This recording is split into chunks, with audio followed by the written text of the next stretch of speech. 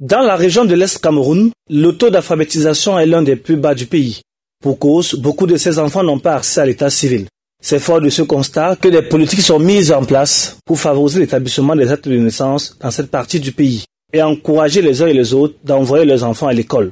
Ils ne prennent pas, mais ce n'est pas facile, mais doucement, ils changent. Il y a quand même un changement parce qu'il y a déjà plus de centaines des enfants qui ont d'actes de naissance déjà. Son enfant à l'école, l'enfant, et il faut susciter bébé pour qu'il aille à l'école.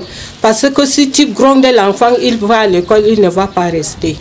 Pardon, suscitez vos enfants pour que les enfants partent à l'école et essayez vraiment de voir ce que les autres ont. Hormis l'éducation, l'insertion socio-professionnelle dans cette région est aussi une rue de bataille à mener.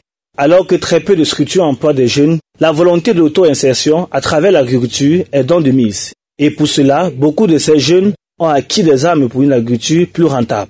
Les initiatives et à chaque fois nous demandons aux différentes sectorielles de les appuyer, de travailler en synergie avec cette association pour le bien-être, pour le bien-être des populations, pour le développement intégral de nos dynamiques populations, la jeunesse, la femme, vous savez, ils interviennent dans beaucoup de domaines.